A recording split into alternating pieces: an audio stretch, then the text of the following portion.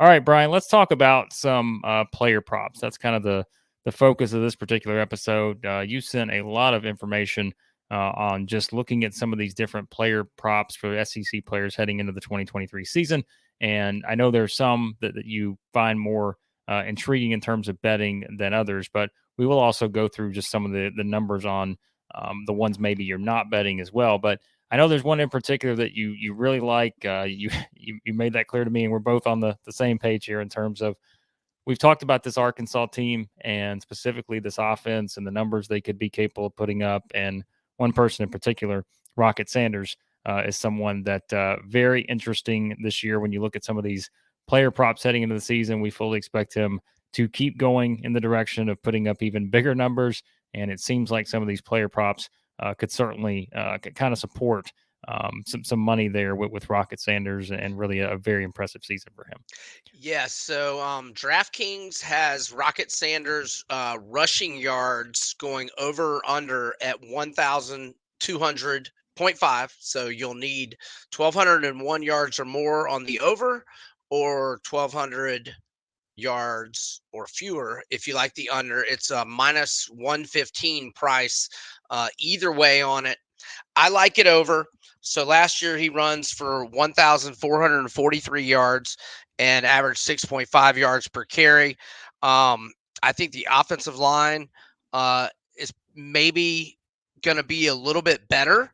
And, you got KJ, the threat of the pass. Maybe the receiver group is not looked upon as well. You lose Hasselwood, Landers, the tight end Trey Knox transferred to South Carolina.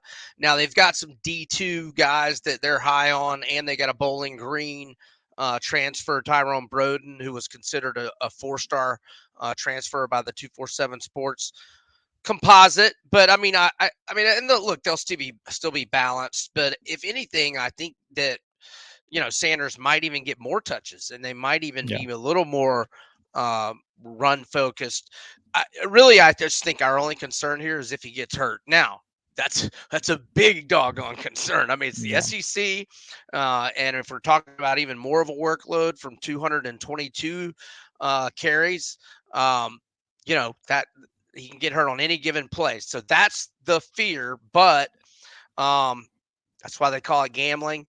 And I think he could even miss a game or two and still go over this. So I'm not saying it's an enormous play. I've already got a good investment on over Arkansas over, 6.5 wins that we've previously discussed. But I did make a medium-sized play on Rocket Sanders over 1,200.5. Now he also has rushing touchdown stat that is 9.5, and he ran for 10 last year. But that's a pass for me because when they're down on the goal line, it's not a given, and it goes to Rocket because Yeah. KJ could often get those touches, and KJ had 9 rushing touchdowns last year, and actually Dubinion, the backup running back, he had 5 rushing touchdowns as well. So not always a guarantee Rocket will get those touches down deep. So that is a pass for me.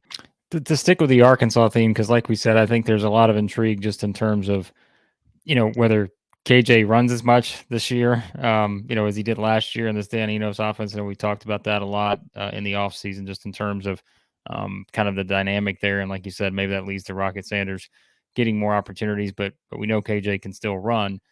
So I know you've kind of sent the numbers on KJ Jefferson here. I think it's 2,625.5 in terms of the passing yards. That's on DraftKings, minus 115 there, either way on that. And passing touchdowns, 23.5 also at DraftKings on that one, minus 115 as well.